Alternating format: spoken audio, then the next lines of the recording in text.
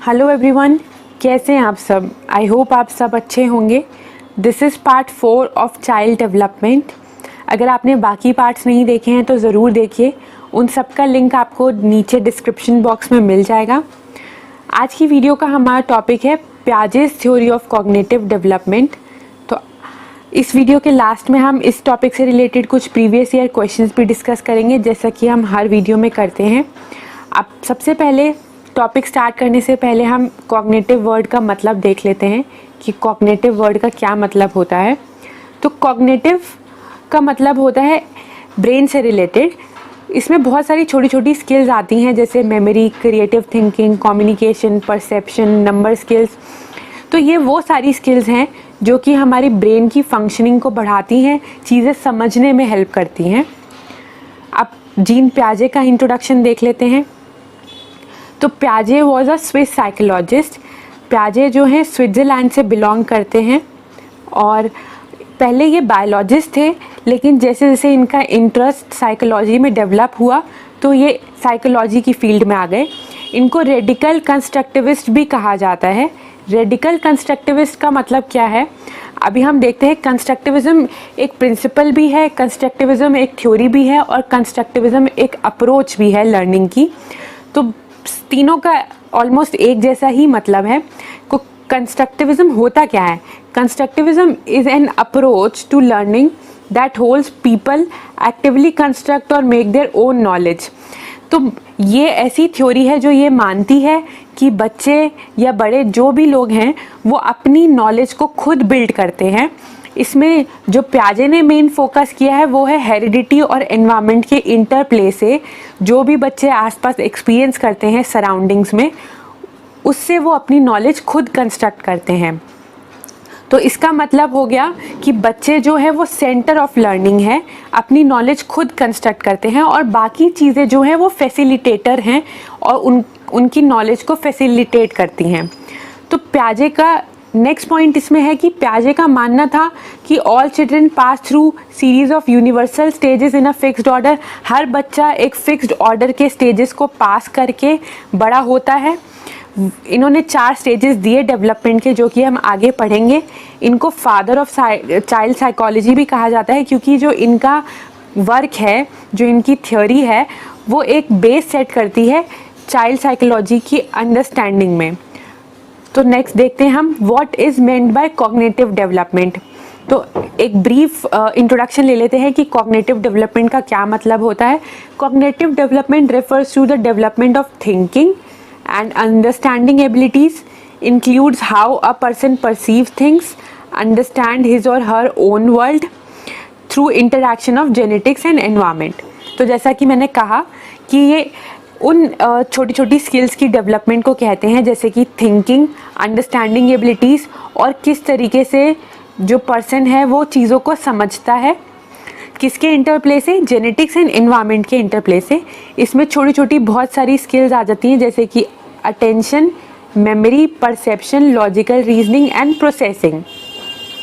तो इन सब को हम कॉग्निटिव स्किल्स कहते हैं। इसमें प्रॉब्लम सॉल्विंग हो गया, memory, brain processing speed, attention. तो ये सारी छोटी छोटी स्किल्स हैं और भी बहुत हैं। नेक्स्ट हम देखते हैं। तो अब है हमारा Piaget's general concept of cognitive development. इसमें हम ये डिस्कस करेंगे कि आगे पियाजे ने क्या कंसेप्ट्स और क्या टर्मिनोलॉजीज़ यूज़ करी हैं, तो उनका एक ओवरव्यू देख लेते हैं। सबसे पहला है इसमें हमारा स्टेज। जैसा कि अभी हमने पढ़ा, स्टेज क्या है? स्टेज एक लेवल है जिसको क्रॉस करके बच्चा आगे जाता है। हर स्टेज के अपने कैरेक्टरिस्टिक्स होते हैं। तो stage is a period in child's development in which he or she is capable of understanding some things but not other। तो हर स्टेज के जैसे कैरेक्टरिस्टिक्स हैं, ऐसे ही हर स्टेज की लिमिटेशंस हैं कि बच्चा उस स्टेज में क्या समझ पाता है और क्या नहीं। जैसे बच्चा अगर 5th क्लास में है तो 5th क्लास की बच्चे की इंटेलेक्चुअल एबिलिटी कम होगी, उसके बाद जब वो 6th में जाएगा तो ज़्यादा होगी। तो ये सब कुछ है, स्टेजेस हैं। उसके बाद है स्कीमा। स्कीमा है a pattern, organise pattern of sensory motor representation mind of a set of perception, ideas और एक्शंस। इसको भी हम स्टेजेस से समझ सकते हैं। जैसे हर स्टेज की कैरेक्टरिस्टिक्स हैं, ऐसी स्कीमा है। हर स्टेज पे बच्चा किस तरीके से एक्ट करेगा, उसका पैटर्न ऑफ थॉट्स कैसा होगा, ये सब कुछ स्केमा में आता है। उसके बाद है हमारा ऑपरेशंस। ऑपरेशन जैसे नाम से हम समझ सकते हैं कि कुछ भी प्रोसेस करना माइंड में, process of working something out in head, जैसे कैलकुलेशन करना हेड में, तो वो ऑपरेशंस कहलाता है। अब जो ये दो चीज़ें हैं, एसिमिलेशन एंड एकोमोडेशन, ये बहुत इंपॉर्टेंट है प्याजे की, स्पेशली प्याजे की थ्योरी के लिए, क्योंकि इसके ऊपर इन्होंने काफ़ी जोर दिया है। तो इनका डिफरेंस समझना भी बहुत ज़रूरी है।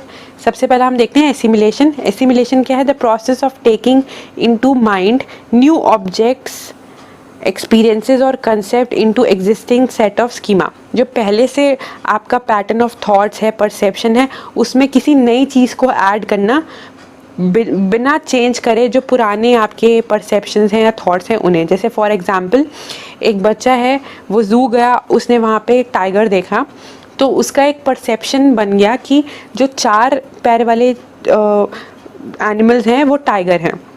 जब बच्चा आया घर पे, उसने अपनी गली के बाहर एक डॉग देखा और उसको बोला टाइगर, तो उसके पेरेंट्स ने उसे बोला कि ये टाइगर नहीं है, ये डॉग है।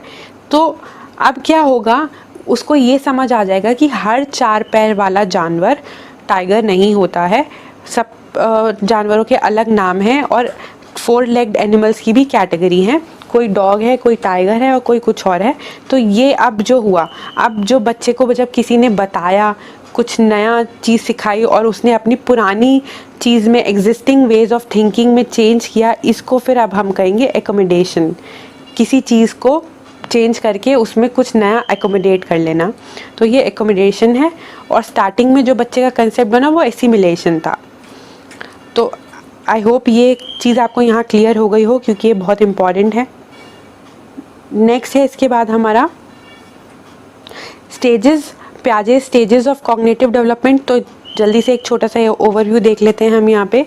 तो सबसे पहला है इसमें सेंसरी मोटर स्टेज। तो 4 स्टेजेस हैं प्याजे की थ्योरी के। सबसे पहला सेंसरी मोटर स्टेज, बर्थ से 2 ईयर्स, फिर pre operational stage 2 to 7 years, concrete operational stage 7 to 11 years और formal operational stage 12 years and upwards.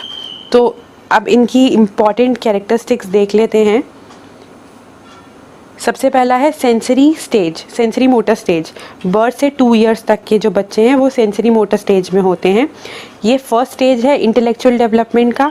इसमें सेंसरी, नाम से आप समझ सकते हैं सेंसरी मोटर, मतलब सेंसरी और मोटर एक्टिविटीज़ ज़्यादा हैं। अपनी सेंसेस का ज़्यादा इस्तेमाल करते हैं बच्चे, जैसे टच करना, कुछ फील करना, और मोटर एक्टिविटीज़ मतलब जैसे बच्चे छोटे हैं इसलिए हाथ पैर बहुत ज़्यादा मारते हैं, तो ये सेंसरी मोटर स्टेज है।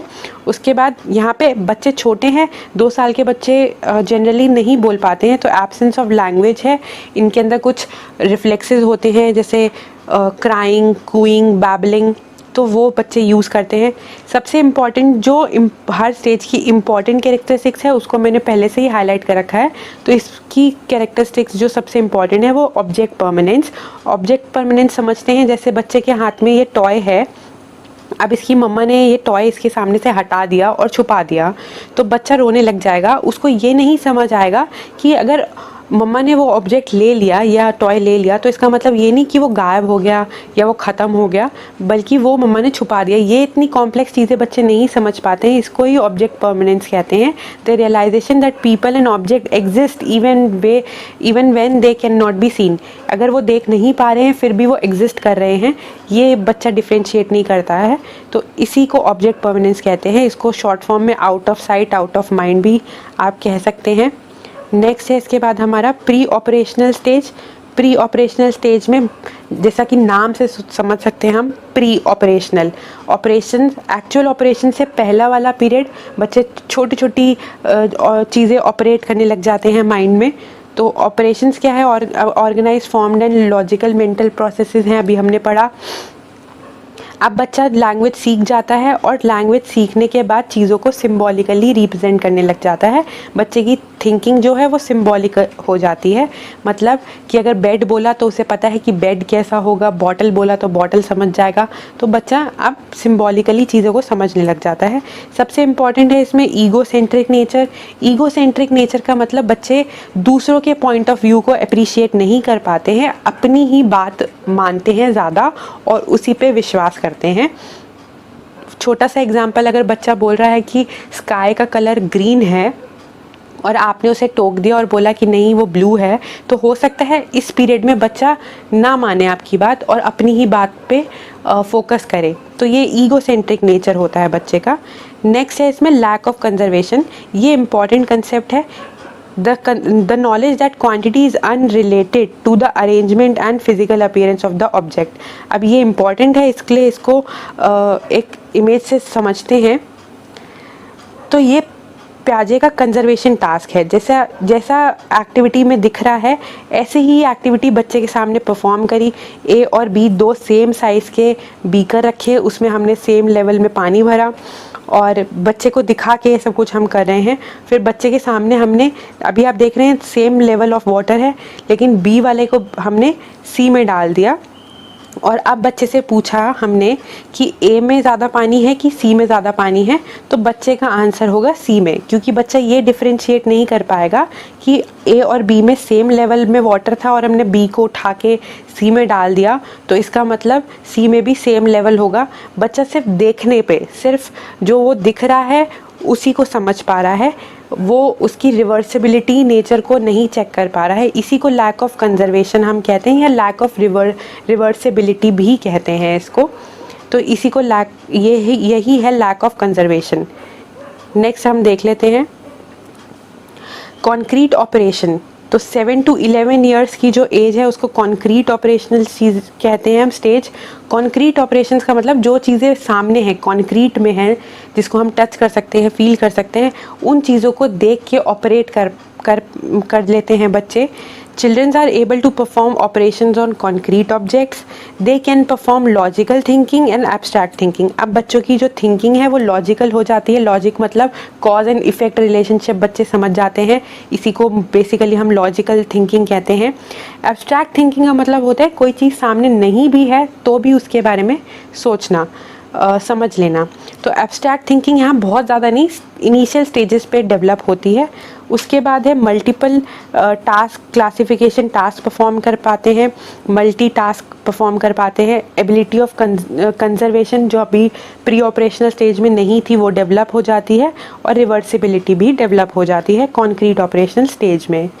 नेक्स्ट अब हम देखते हैं फॉर्मल ऑपरेशनल स्टेज। ये एडोलेसेंस से एडल्टहुड की स्टेज है। This stage actually brings cognition. ये ऐसी स्टेज है जो बच्चे के अंदर एक्चुअल में कॉग्निशन ले आती है, और कॉग्निशन जो है वो फुल पोटेंशियल, बच्चा अपनी इंटेलेक्चुअल की फुल पोटेंशियल पे आ जाता है, मतलब उसका जो ब्रेन है उसकी इंटेलिजेंस फुली डेवलप हो जाती है। तो बच्चा इसमें मोरल रीजनिंग सीख जाता है, capable of hypothetical and deductive reasoning. Hypothetical मतलब किसी चीज़ के बारे में हाइपोथेसिस बना लेना माइंड में, उसका पूरा कॉज इफ़ेक्ट और उसके क्या आगे सॉल्यूशंस हो सकते हैं, मतलब ये सब कुछ बच्चा सोच पाता है। डिडक्टिव रीजनिंग मतलब किसी की पूरी जानकारी, डीप नॉलेज रखना, डिडक्टिव रीजनिंग एक तरीके से। उसके बाद है thinking becomes more abstract and logical. बच्चे की जो थिंकिंग है, जो अभी कॉन्क्रीट में थोड़ी सी एब्स्ट्रैक्ट थी, वो पूरी तरीके से एब्स्ट्रैक्ट हो जाती है और लॉजिकल हो जाती है। जैसे कि फॉर एन एग्जांपल, ये बच्चा इतना कॉम्प्लेक्स मैथ्स का प्रॉब्लम सॉल्व कर पा रहा है जैसे 10th 11th में होता है, तो ये अब फॉर्मल ऑपरेशन स्टेज यहाँ पे डेवलप हो गई है। तो नेक्स्ट अब देखते हैं हमारा प्रीवियस ईयर क्वेश्चंस।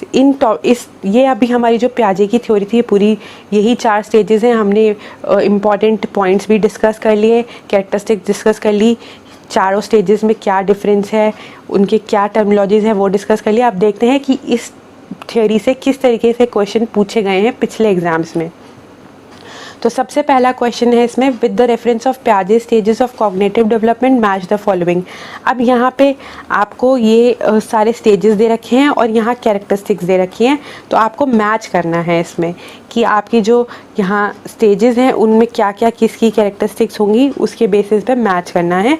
तो जैसे सेंसरी मोटर में आपके होता है डिफ्रेंशिएट सेल्फ फ्रॉम ऑब्जेक्ट, मतलब वही ऑब्जेक्ट परमानेंस, तो आपने यहाँ फर्स्ट का सी होगा।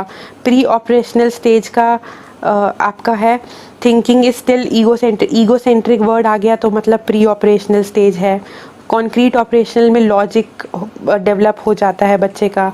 फिर बर्थ से 2 इयर्स तो recognise self as an agent of action, तो इसका आंसर हमारा यहाँ सी होगा।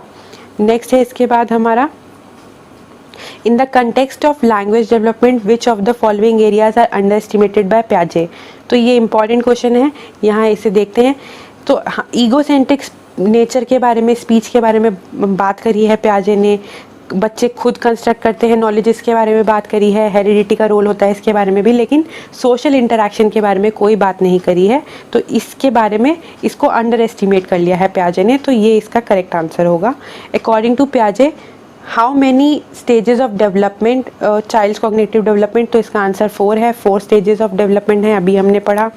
नेक्स्ट है इसके बाद, a child and her father are strolling, the child knows there are such things as birds but she had never seen a kite before. Upon seeing the kite she says, see the bird, and her father says, no dear, it is a kite. This is an demonstration of, तो ये क्या है, ये आप जैसा भी हमने पढ़ा कि ये क्या है, अब एसिमिलेशन है। जो बच्चे ने बोला कि उड़ती हुई चीज़ उसको लगा कि ये बर्ड है, तो यहाँ पे आपका आंसर होगा एसिमिलेशन। अभी ऐसे ही सेम एग्जाम्पल मैंने आपको तब जब मैं समझा रही थी तब दिया था। नेक्स्ट है इसके बाद, 13 year old boy quarrels with the elders in any matter and always tries to prove himself right. तो ये हमने पिछली वीडियोस में भी पढ़ा है। जो क्वारलसम स्टेज कहा जाता है वो एडोलेसेंस स्टेज को कहा जाता है, तो इसका आंसर एडोलेसेंस होगा। तो ये क्वेश्चन यहाँ पे हो जाता है। नेक्स्ट है हमारा, fitting new information into existing set of schema या schemes in is known as. तो इसकी एग्जैक्ट डेफिनेशन अभी हमने देखी। ये डेफिनेशन जो है एसिमिलेशन की है, तो इसको एसिमिलेशन कहते हैं। किसी भी चीज़ को अपने एग्जिस्टिंग सेट ऑफ थॉट्स में या स्कीमास में एकोमोडेट कर लेना, तो ये आपका एसिमिलेशन है। तो यही थे कुछ क्वेश्चंस अब तक के, एंड आज जो भी हमारे टॉपिक्स थे वो हमने डिस्कस कर लिए हैं। एंड उम्मीद करती हूँ आपको ये वीडियो पसंद आया होगा। Don't forget to like, share and subscribe, and see you in the next video.